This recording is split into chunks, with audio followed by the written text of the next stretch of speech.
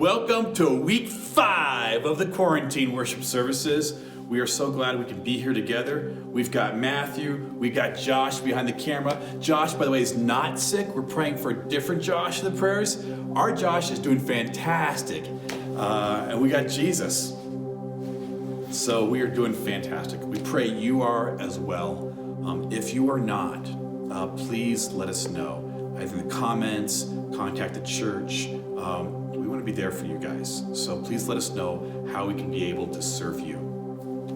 A lot of you have subscribed. Thank you so much. A lot of you have switched your offerings to online or mailing them in. Thank you very much. We really do appreciate it. It keeps us going, and we thank you very much for that. So with that, let's begin our worship service. We begin as always in the name of the Father and the Son and the Holy Spirit. Amen.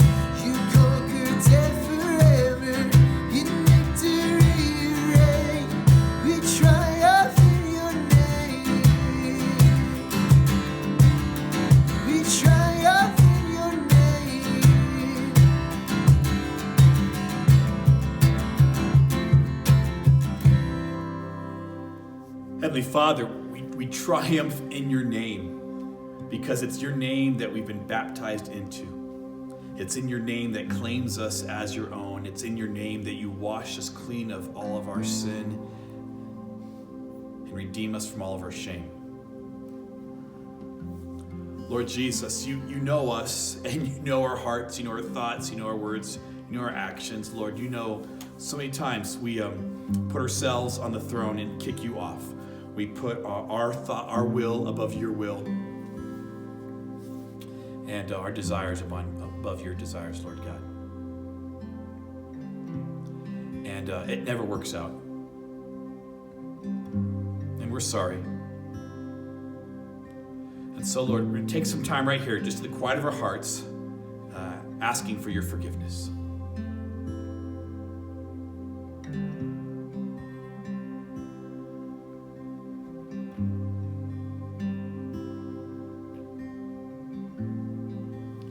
In the name of Jesus Christ, we pray. Amen. Jesus Christ, God in the flesh, came and died on a cross for your sin and for mine, so that you might be forgiven and free. And as a servant of the word, I announce this grace of God to you by his promise to forgive you all your sin, in the name of the Father, and of the Son, and of the Holy Spirit. Amen. Let's pray. Lord Jesus, crazy times, Lord God. And Lord, we thank you that these are not, it's not a surprise to you, Lord. Lord, that you are watching over us. Lord, we ask for healing for those in need of healing. We ask for comfort for those in need of comfort. Lord, we ask for encouragement for those in need of courage. Lord Jesus, we lift up all those on the front lines, in the hospitals and driving trucks and providing, Lord God. We lift them up to you. Lord, we pray for daily bread. Lord, you provide. As we are able, Lord, may we be your hands and feet to provide for those around us. And Lord God, it's a good time for us to renew and to grow in trust. So Lord, we ask you to increase our faith and provide daily bread. We lift up those in need of healing, Lord. We pray especially for Scott's dad and Josh Ruark. They're both healing. They're both doing great, Lord. We praise and thank you for that. We lift up Karen's dad. He's in hospice, and Lord, we thank you. He is resting in you, Lord God. Thanks for his awesome family. We lift up little Sal and Layla, Alex Marchetti, Lord. We pray for healing for them. And we thank you for the gift of life, Lord, for those who have birthdays, for Emily, Mariah, Samantha, Shelly, Isaac, Dennis, Lord. They're awesome. We love them. You love them too. Thanks, Lord. And all these things, Lord, we pray together as you've taught us to pray. Our Father, who art in heaven, hallowed be thy name. Thy kingdom come. Thy will be done, on earth as it is in heaven. Give us this day our daily bread, and forgive us our trespasses, as we forgive those who trespass against us. Lead us not into temptation, but deliver us from evil. For thine is the kingdom, and the power, and the glory, forever and ever. Amen.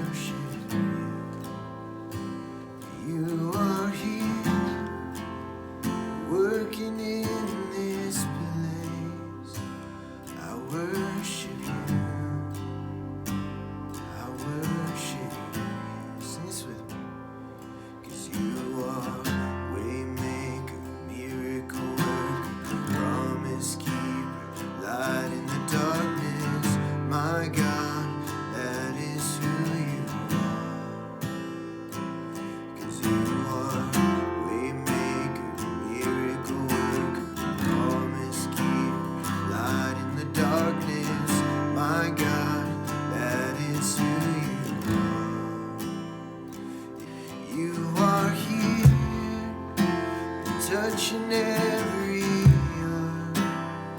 I worship you.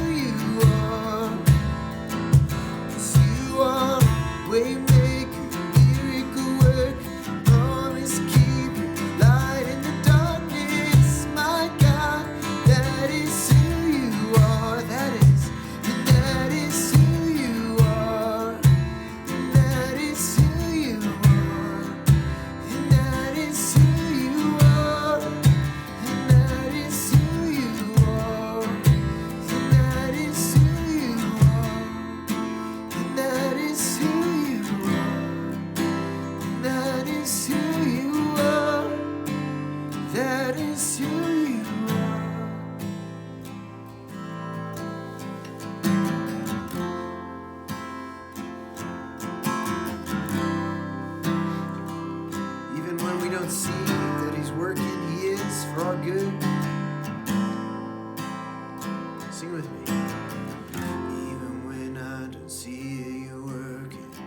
Even when I don't feel it, you're working. You never stop working. You never stop working. Even when I don't see it, you're working. Even when I don't feel it, you're working. You never stop working. You never stop. Even when I don't see it, you're working. Even when I don't feel it, you're working.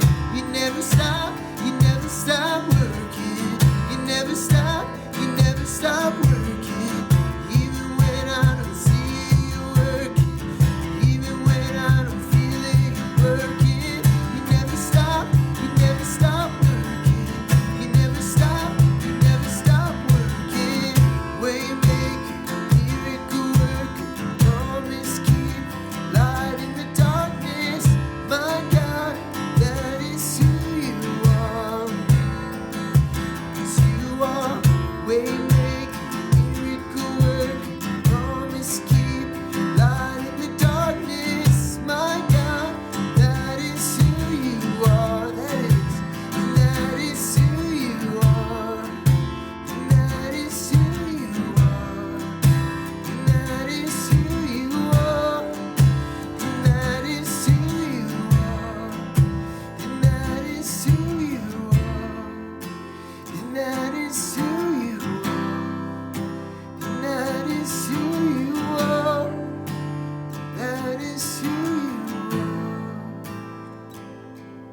Yes, Jesus, we thank you that is who you are. That God, in the midst of the darkness, in the midst of the questions, that God, that you're still working things out for our good. God, you're a God that's in control. You're a God that wants to bring us joy during this time. You're a God that wants to show us what intimacy looks like in this time. God, thank you for drawing us closer to you in this time. And Lord, I just pray that you would comfort those who are hurting, those who are sick, those who are lonely. And God, may you remind us that God, that you have given it all. And that God, that you didn't stop just there on the cross giving it your all.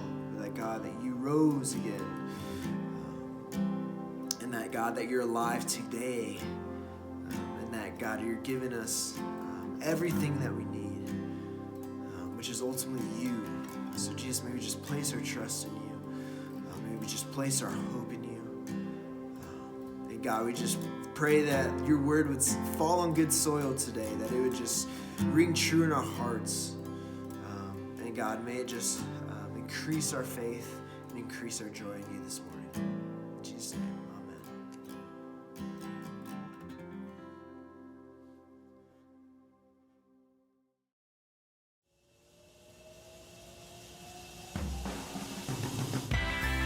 Thank you for tuning in to our Sunday service.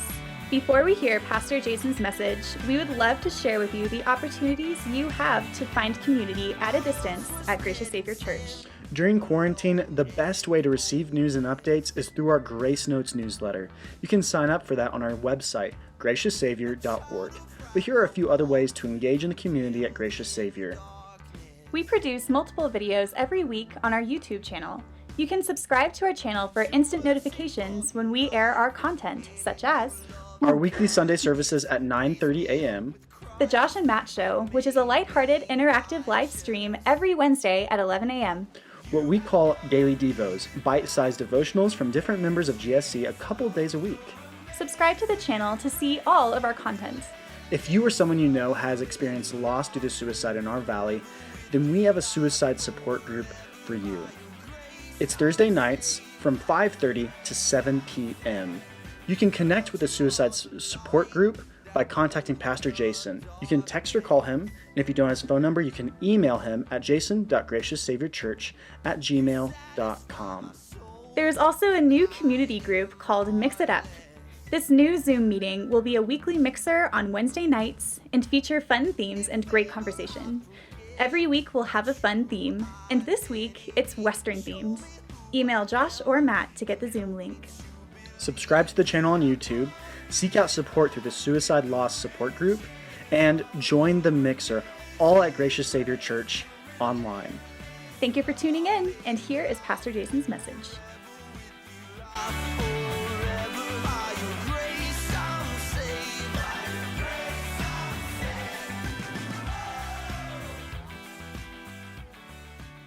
Grace, mercy, and peace to you from God our Father and from our Lord and Savior Jesus Christ. Amen.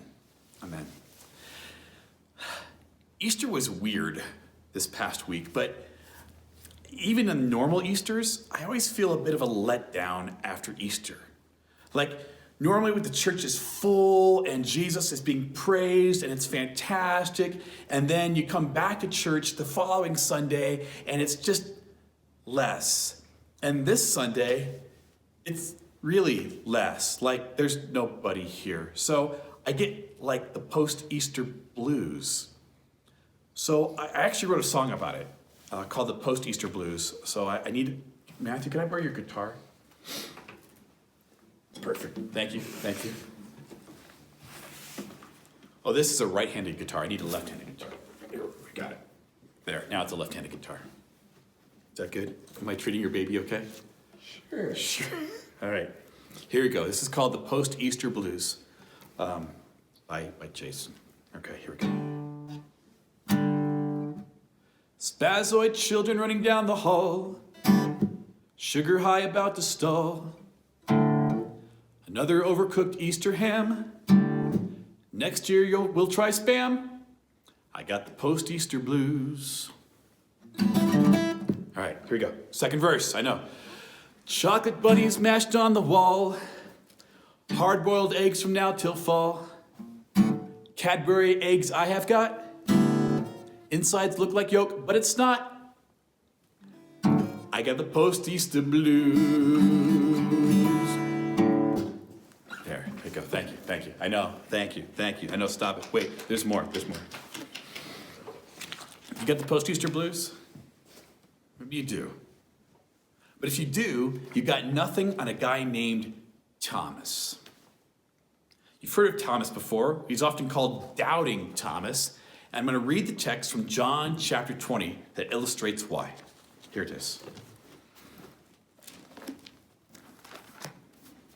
John chapter 20, starting at the 19th verse. On the evening of that first day of the week, when the disciples were together, with the doors locked for fear of the Jews, Jesus came and stood among them and said, "Peace be with you." After he had said this, he showed them his hands and his side. The disciples were overjoyed when they saw the Lord. Again, Jesus said, "Peace be with you. As the Father has sent me, I am sending you." And with that, he breathed on them and said, "Receive the Holy Spirit. If you forgive anyone his sins, they are forgiven. If you do not forgive them, they are not forgiven." Now, Thomas, called Didymus, one of the 12, was not with the disciples when Jesus came. So the other disciples told him, "We've seen the Lord." But he said to them, "Unless I see the nail marks in his hands, and put my finger where the nails were, and put my hand into his side, I will not believe it." A week later, his disciples were in the house again, and Thomas was with them. Though the doors were locked, Jesus came and stood among them and said, "Peace be with you." Then he said to Thomas, "Put your finger here. See my hands? Reach out your hand and put it into my side. Stop doubting and believe." Thomas said to him, "My Lord and my God." Then Jesus told him, "Because you have seen me, you have believed. Blessed are those who have not seen and yet have believed." Jesus did many other miraculous signs in the presence of his disciples, which are not recorded in this book, but these are written, that you may believe that Jesus is the Christ, the Son of God, and that by believing you may have life in his name. And this is the word of the Lord. And for these thoughts on Thomas, I've been helped a ton by an author named Chad Bird. And he brings up the point that we call him Doubting Thomas. which is it's really kind of unfair. We never say denying Peter or betraying Judas, right? It's always doubting Thomas. That's a bad rap. And yet, he is a world-class doubter. I mean, unless I put my finger into his hands and stick my hand in his side, I'm not going to believe it. Even though he's got his closest friends for the past 3 years, and they're all saying, we've seen the Lord. He's like, I got none of this. None. Forget it. I don't believe. Thomas wants tangible proof. Something he can touch. Something he can put his hands on. And in spite of this, his closest friends, he's pig-headed, recalcitrant, mule of a man. And I thank God for Thomas. St. Gregory did. He wrote this about Thomas. More does the doubt of Thomas help us to believe than the faith of the disciples who believed. We get Thomas. He's a little crass. He needs a little bit more. He's one of us. But what was Thomas's problem, really? I mean, multiple people were saying, we've seen Jesus, he's risen from the grave. See, Thomas wanted something real, something he could sink his teeth into, or rather put his finger into, because he saw the steel that pierced Jesus' body. He saw the crimson-stained cross. He saw Jesus' lifeless body put in the tomb, and the tomb sealed shut. He saw it. And for Thomas, seeing is believing. But here's the problem. Believing is not seeing. The author of Hebrews in Hebrews 11 said this, now faith is the assurance of things hoped for, the conviction of things not seen. Sometimes faith is believing what you don't see, because sometimes God wears a disguise. Jesus, born like a man, lives like a man, eats, sleeps like a man, dies like a man.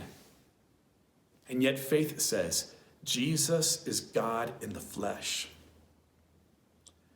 You do your daily work, you sweat, you put up with grumpy customers, you put up with a grumpier boss. Hopefully someday you'll be able to get to do that again. You do the daily grind, just day in and day out, monotonous stuff. And yet faith says this, my labor is holy, divine work because I am God's tool to help take care of others.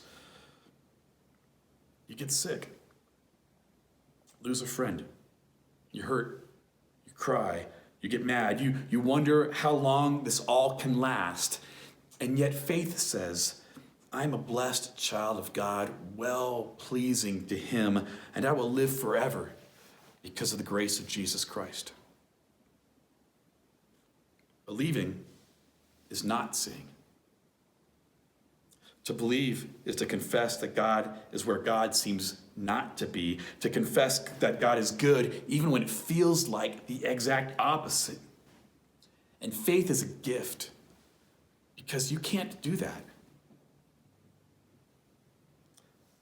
Like Thomas, we consider these things to be real.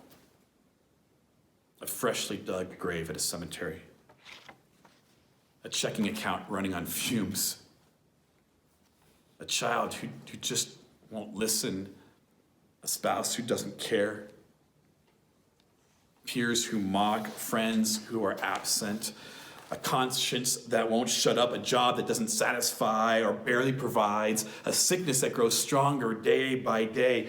These are the things that we consider real, and we use it as real evidence that God is holding out on us, or is mad at us, or doesn't love us as much as the next person. Thomas, he's like us. And I love Jesus' response to Thomas. He does not get mad at him. He doesn't put him down. He reveals himself to Thomas where Thomas is at. Come here, Thomas. Put your finger here. Come here, Thomas. Put your hand in my side. It's time to believe. And Thomas reads like Braille the scarred message of love on his Savior's side. He believes. He sees with the eyes of faith who Jesus really is, and he declares, "My Lord and my God." That's the way of our Lord. That's the way of grace. He does not abandon Thomas in a sea of doubt. Rather, he stretches out his nail-scarred hands and he pulls him in. And Jesus does the same for you and for me. He takes your doubts, your fears, your sin, your shame, your guilt, and he makes them his own. And in return, he gives to you his faith and his love and his hope and his joy and his life. And he makes them your own. He doesn't remove your outward troubles, but rather he gives you his peace. And that's what Jesus is all about. It's peace. No matter how unfaithful you've been, God will never be unfaithful to you. It's a peace that knows no matter how great your sin, Christ's love for you is always greater. It's a peace that knows no matter how bad this world gets, it's nothing compared to the glory that will one day be revealed in you. Along with Thomas, we know these things to be real. The mercy of the Father, the love of Jesus, and the grace of the Holy Spirit, who gives peace that does pass all understanding, to guard your heart and your mind in him. And then I love this next thing. Jesus sends his disciples out. He sends them out because he doesn't want them being in a locked room anymore. And one day, God's going to send you out. One day, you're going to get out of your house, and it's going to feel so good. And the world needs something from you because God sends you out to be his people in his world, extending grace. Peace I give to you. Peace be with you. And he shares his Holy Spirit with you so that you might be forgiven and so that you might extend forgiveness. For we are God's ambassadors, ministers of reconciliation. And the world needs grace right now. There's so little of it. I always remember what Philip Yancey said. He said, "I left the church because I found so little grace. I came back to the church because it's the only place I found grace."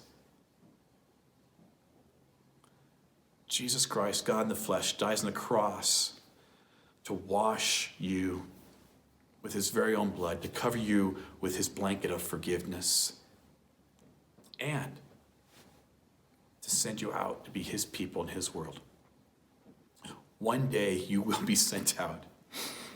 So you can practice at home.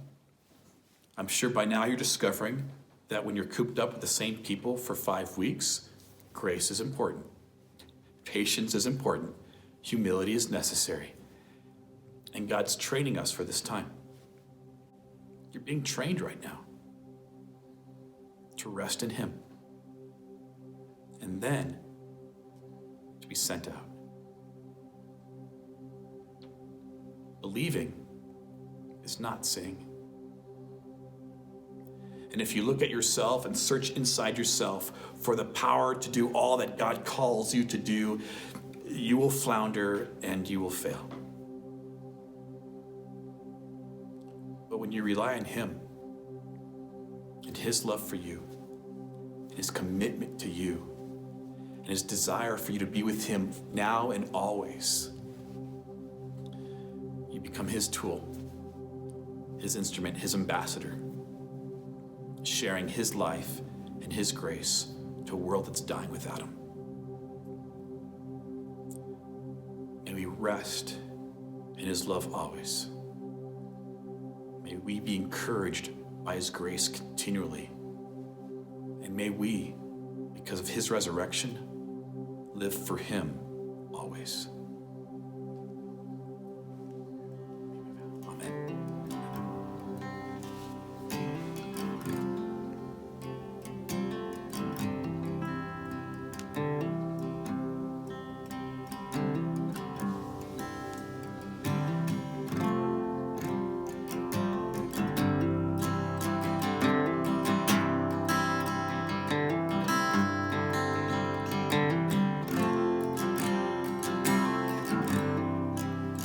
Come now, fount of every blessing, to my heart to sing thy praise. Streams of mercy, never ceasing, call for songs of loudest praise. Teach me some melodious sonnets, sung by flaming tongues above. Praise the mountain fixed upon it, mount of God's unchanging love.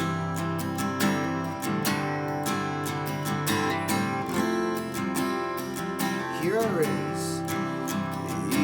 raise my Ebenezer, hither by thy help I've come, and I hope by thy good pleasure safely to arrive at home. Jesus sought me when a stranger, wandering from the fold of God. He to rescue me from danger interposes precious blood.